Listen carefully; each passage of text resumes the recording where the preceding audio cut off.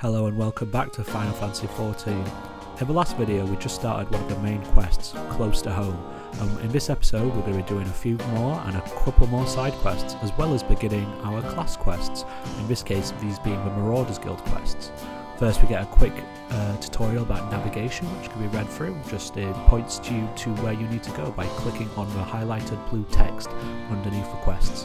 And we quickly talk to the smith. He will come in later to play when we need to do more of our class related quests to learn better plays during the duties. But first we can begin one of our first side quests by speaking to the NPC here called Making a Name. They want to get us some herbs and we will be rewarded with 50 EXP, 10 shards and 2 potions. These potions will be critical later on in this video.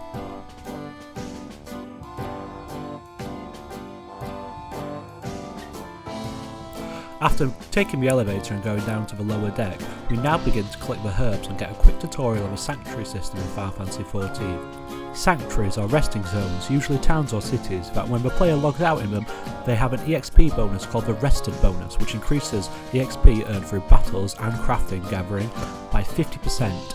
The Rested bonus is indicated on the EXP bar of the player, and once EXP earned has surpassed this, then the effect goes away. Sanctuaries are indicated by a crescent moon next to the EXP bar. Walking into the centre of Limsa, we can see just how popular this area is and the numerous amount of players that inhabit this world alongside you. Limsa is great for the fact that Aephorite is close to the market, allowing for quick trading of items. Now we head over to Adiskith and complete the side quest Making a Name by handing him the peculiar herbs, and we gladly receive our rewards. I recommend early on to try and do as many side quests as possible, as you can find they are good providing items for starting out and give a nice amount of EXP.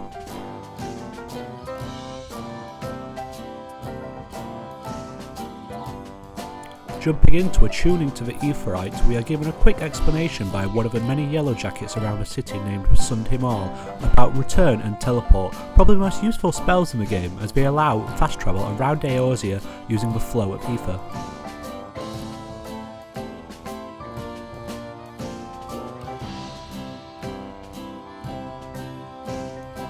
With Return, it is a free teleport spell that can be used to travel to a set home point.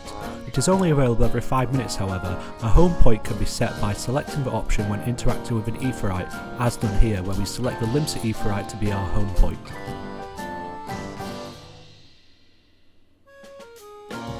Moving on, we start and quickly complete the 3 side quests, Suspiciously Sober, Edelweiss, and Proper Procedure, receiving our rewards, of which 2 of these include Gil.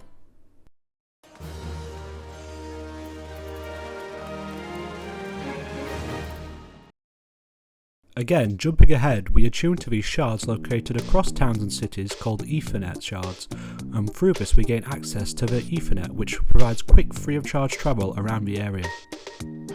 Speaking to Swazlablate, we deliver the octant given to us by Badaron, and he explains to us the NPC markets with a Hawker's Alley.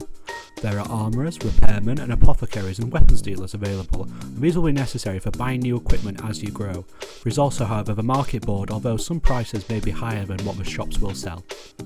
And of course, as explained by him, the best way to learn is to explore for yourself. You may even be able to find some good deals by buying from the shops and then selling on the market board. At the Marauders Guild, we speak to Blaufota and they explain to us the history of the axe.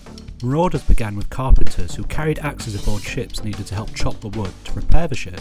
Then as pirates became more rampant, they too picked up the axe to be used in a more deadly way, creating the art of marauding now taught at this guild.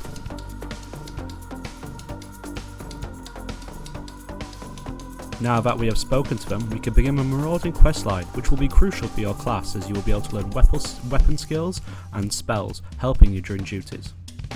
Wern Zoan, the Guildmaster, boasts about the sheer power of the skill of the Marauders, how you will need to overwhelm your foe.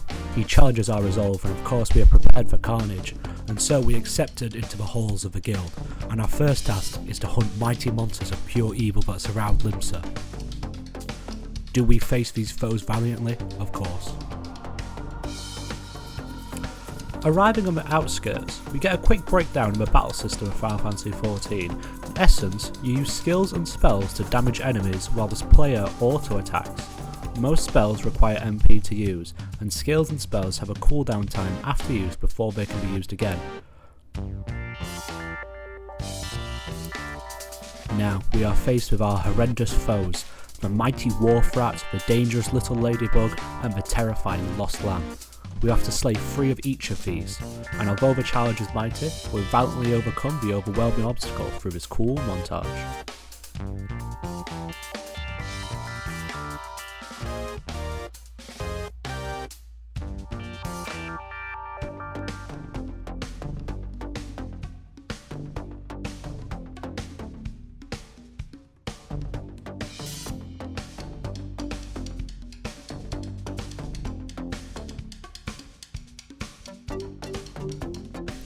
After levelling up to level 4, we have now unlocked a new weapon skill named Maim, and we introduced into the combo system. By using certain weapon skills in order, we can do more damage to the enemy, and in this case, after using Heavy Swing, we get a 60% bonus damage when using Maim afterwards. Through this, we can now do higher rates of damage, and this is indicated by the little squares surrounding the weapon skill which can be used afterwards. Now, through this, we can now reach level 5 after just a few more minutes of grinding.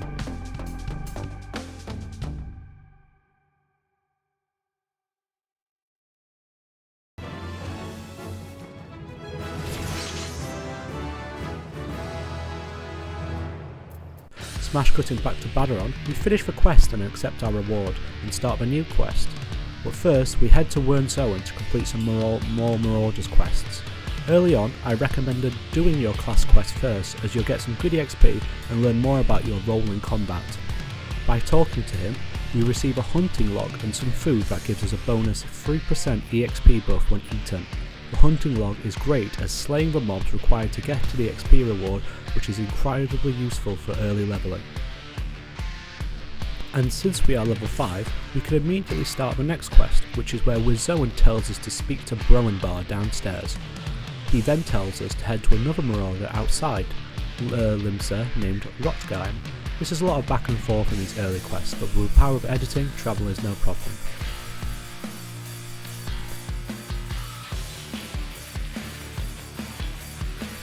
Arriving outside, we run into a Fate, which are public quests where anyone can join in.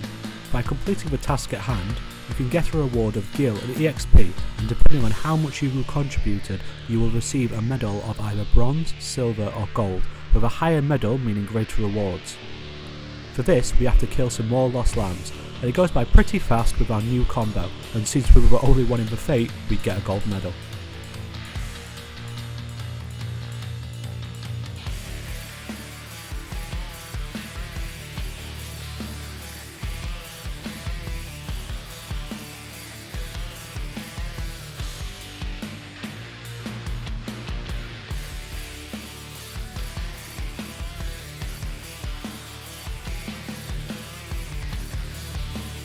As stated before, depending on how much you contribute is what sort of medal you will get, with higher medals meaning more rewards. In this case, for us, we got for 240 EXP and only 6 gil. Not great, but it's something. Speaking to Rotgeim, she tells us to start with breaking a few rocks. Then tells us to break a few bigger rocks.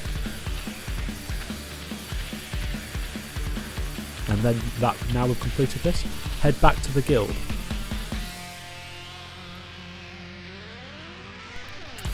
Axemaster Wernzowen, pleased with our accomplishments, tells us to meet with Saltwib downstairs, who tells us of our next challenge at Morning Widow, where we'll face off with some crabs.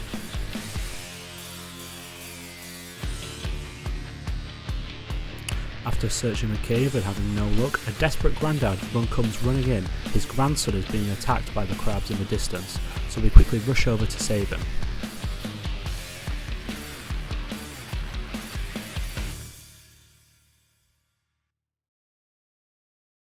Our two types of foes here are the smaller melting crabs and the larger island megala crabs. I recommend dealing with the molting megala crabs first and then moving on to the higher health island variety, although many crabs will spawn during the duty, and so you have to be careful of your own health and make sure it doesn't get too low. But luckily we have some potions at the ready from our earlier quests. Right now, just use your combo and make sure your health doesn't get too far down.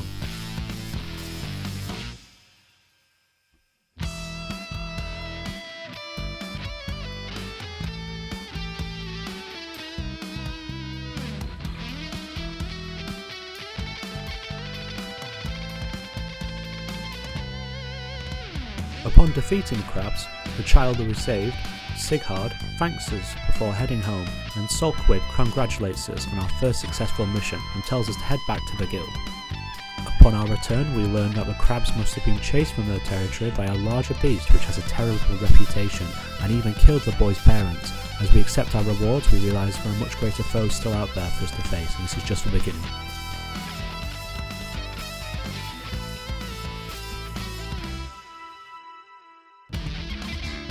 Jumping to Summerford, we attune to the Aetheryte and learn about the skill teleport and get a quick tutorial that explains that at the cost of gil, not MP, we can teleport to registered Aetherites across the world, with the price of gil increasing with distance, and we could reduce the cost by setting the Aetherite as a favourite destination. And as well, speaking to Staleworm, we find our next challenge of helping him and his previous crew on their fields, but that will have to happen another time.